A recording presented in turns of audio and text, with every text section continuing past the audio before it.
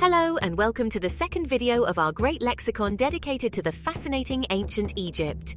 Now just sit back, relax and enjoy the dive into the past with us. Let's get started. Lower and Upper Egypt were two regions of which ancient Egypt initially consisted. North of the country, with the Nile Delta, was called Lower Egypt. From Cairo to the south stretched Upper Egypt. The names of these areas were given based on the direction of the Nile River, which flows down from eastern Africa to the Mediterranean Sea on the north. Both regions were the final stage of prehistoric Egypt, ending with the unification of Upper and Lower Egypt by King Menes, around 3,100 years BCE. Maat was a very important term in ancient Egypt. First of all, it was a concept of a cosmic order, balance, and harmony in everything that existed. Ancient Egyptians of every class had to follow the laws of that order. The pharaohs ruled always according to the rules of Maat. The concept was so strong that it affected every possible aspect of ancient Egyptians' life, from everyday tasks, through social interactions, law, governance right, to the funerary rituals and afterlife. Maat was also embodied and depicted as a goddess with an ostrich feather. She represented truth and justice, controlled stars, seasons, and actions of mortals. Ancient Egyptians believed that after death the heart of the deceased was weighed against Maat's feather. If they were both balanced, the soul of the departed could move forward because that person lived according to the order's rules. Maatkare is a throne name. Often translated as Maat is the Ka, life force, of Re, the sun god. The word is associated with the pharaoh Hatshepsut, one of the few female pharaohs who reigned during the 18th dynasty of the New Kingdom. It reflects the ruler's connection to Maat, the ancient Egyptian concept of truth, balance, order and justice, as well as Re, the sun god. Mammisi was a small temple or a chapel connected to the main temple in ancient Egypt. Also known as a birth chapel, Mammisi was a place where noble women were giving birth. The construction of these places developed in the late period, 664 to 332 BCE, and continued to the Roman period, from 30 BCE to 395 CE. The walls of Mammisi were covered with pictures of gods and spells which were supposed to protect a mother and a child during childbirth. The buildings themselves were considered religious places, associated with the mythological birth of a god and his parents, to which the temple was dedicated. Mastaba is a kind of ancient Egyptian tomb with a flat roof, sloping walls, and a rectangular shape. Built from mud bricks, these huge constructions used to be a place of eternal sleep for kings and the social elite. Over time, they evolved, got even bigger and more complicated, up to the point where the tomb's construction plans looked like an underground house with many rooms. As usual per ancient Egyptian tradition, the roof and walls inside the mastabas were richly decorated with paintings and carvings. The word merit in ancient Egyptian means beloved or the beloved one. It was often used as part of personal names or titles. For instance, the famous name Merit-Aten means beloved of Aten, referring to the sun disk god Aten, worshipped primarily during the reign of Akhenaten. Merit could also serve as a title of affection within royal families, as part of a name indicating one's closeness to the divine or the king.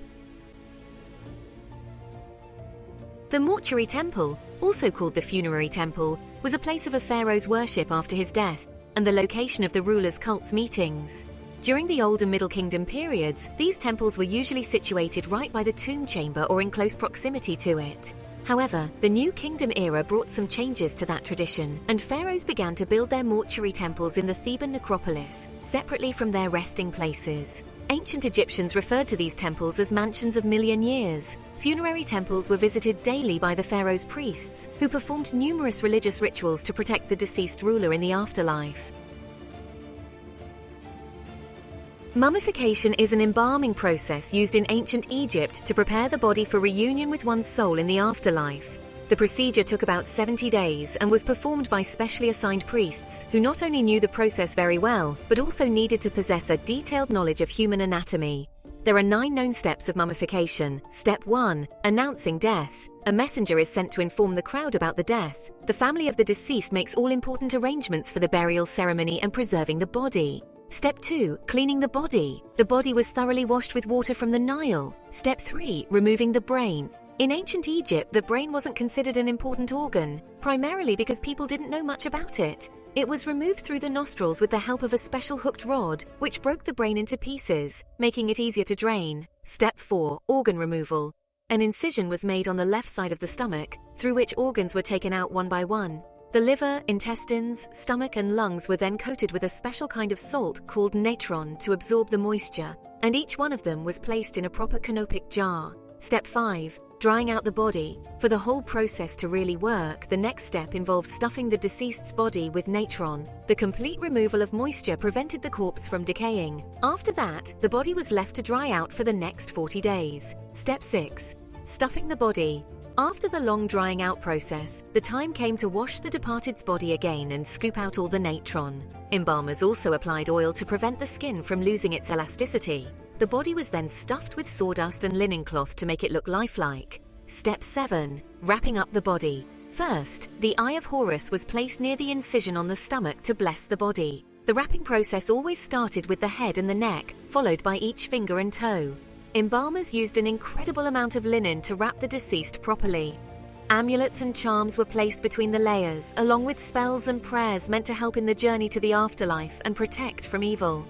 In the end, a special kind of glue was applied to hold everything together.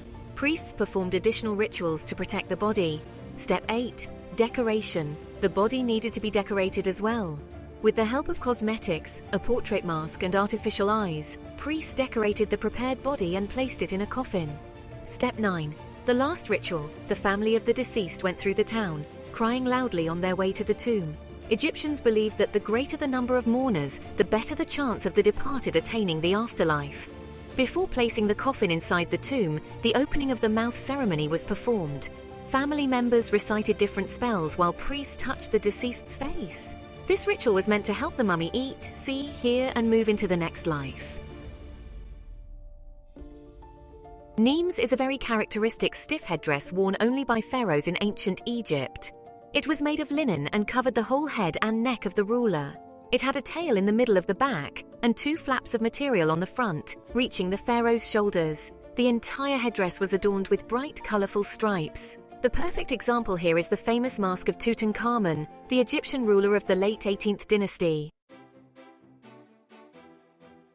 Nisut-Bity is a term that translates to King of Upper and Lower Egypt and refers to the dual kingship of the pharaohs. Nisut refers to the king of Upper Egypt, symbolized by the white crown, and Bity refers to the king of Lower Egypt, symbolized by the red crown. Together they represent the unification of Egypt, a critical concept in Egyptian kingship. Every pharaoh had the title Nisut-Bity as a sign of their divine role as ruler over both regions of Egypt. It was part of their formal titulary indicating their control over the entire nation. Nomarch was a governor of Egyptian administrative division or district in modern terms, called nome. Ancient Egypt was divided into 42 such provinces. Nomarchs answered to the higher official called vizier, who then reported to the pharaoh. It was a custom for a nomarch to be the mayor of his nome's capital and oversee the work of other mayors within his district. Obelisk is a tall pillar, usually built in the name of a reigning pharaoh and sun god Ra. The monument was carved from a single piece of stone and covered with hieroglyphs including religious inscriptions and commemorating the ruler. Ancient Egyptians always put 2 obelisks by the entrance to the temple. An interesting fact, during the Roman period, many Egyptian obelisks were transported to today's Italy. About a dozen of them, if not more, went to Rome, like the one standing on the square of the Basilica of St. John Lateran. Believe it or not, it was originally built by Thutmose III, who reigned in 1479 to 1426 BCE. With its amazing measurements of 32 meters of height, square base of 2.7 meters, and weight of 230 tons, it is right now the biggest ancient obelisk existing. Ogdoad means the eightfold and refers to 8 primordial deities of ancient Egypt. It was created from primeval waters and consisted of 4 male-female pairs, Nun and Nonet, Kuk and Kauket, Hu and Hauhet, and Amun and Amonet. These gods existed long before the Egyptian religious system recognized them, focusing on the creation of humanity and the preservation of celestial beings. Their cult was mostly concentrated at the Egyptian site of Khmenu's city of 8, which was later renamed Hermopolis, from the Greek god Hermes, an equivalent of the Egyptian Thoth. Opet was a popular festival in Thebes. It always took place during the first season of the Egyptian calendar, which was announced every year by the flooding of the Nile. The festival lasted originally about 11 days, but that could change depending on the ruler. It was a celebration of Amun-Re's fertility, as well as his spiritual offsprings, the Pharaoh. The celebrations included ritual processions of the bark with statues of Amun-Ra, his wife Mut, and their son Khonsu in it, a ritual marriage ceremony between the sun god and the pharaoh, which was followed by a ceremonial rebirth of the king by a recrowning ritual. All of these festivities were supposed to ensure the pharaoh's fertility and legitimate his divine right to rule. Papyrus is actually a word with two meanings. The first and the most famous one is a writing surface, very similar to nowadays paper but much thicker. All of the information and knowledge of ancient Egypt was saved on papyrus scrolls. Another meaning of the word papyrus is a plant, Cyperus papyrus, growing lavishly in the Nile Delta. It was used to make papyrus paper, mattresses, sandals, ropes, baskets, and other things for everyday use. In proper conditions, Cyperus papyrus can reach even 5 meters in height. Ancient Egyptians believed that the human soul consisted of 9 parts, each one representing another aspect of human existence. Ka means physical form. Egyptians believed that the body is part of the soul and it's a vessel for all other pieces, their home on earth. It was probably the reason for the mummification process being so important in ancient Egypt. By preserving the body after death, a very important part of the soul was being conserved. Egyptians brought offerings of food and drink to the tombs of their deceased because they believed other fragments of the human spirit could magically absorb the nutrients. The body was a link between the world of the living and the very core of a person who had inhabited it. Ba is the ancient Egyptian representation of personality. It was believed that Ba could travel between the worlds of the living and the dead. In the morning it visited and watched over the living family of the deceased. It came back to the tomb in the evening to rest and meet another part of the soul, Ka. According to the Book of the Dead, this part of the soul rested on the deceased's shoulder or hugged the person's body. During the Age of Pyramids, people believed that only the king had Ba. This conviction changed, however, with time. Ba was depicted in hieroglyphics as a human-headed bird hovering over the departed or leaving the tomb. Ankh represented an immortal part of the soul which lived in the afterlife. For that to happen, special burial rituals had to be performed, followed by constant offerings. These ceremonies were supposed to reanimate or transfigure the spirit, which survived death. The Ankh of the deceased could still have some influence in the world of the living. It could, for example, cause nightmares and feelings of guilt in others. Ankh couldn't survive without a tomb and a preserved body. In hieroglyphics, Ankh was depicted as an ibis bird. Sahu was the name of an incorruptible part of the soul, which separated itself from other aspects and left the body if the deceased passed the Osiris judgment and was permitted to move forward.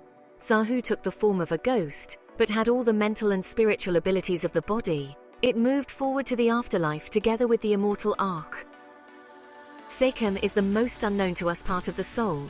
The Book of the Dead describes it as a power and a place where Horus and Osiris live in the underworld.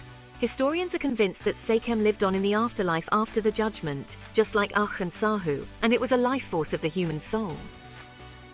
Ka was yet another part of the soul, representing vital essence and leaving the body at the time of death.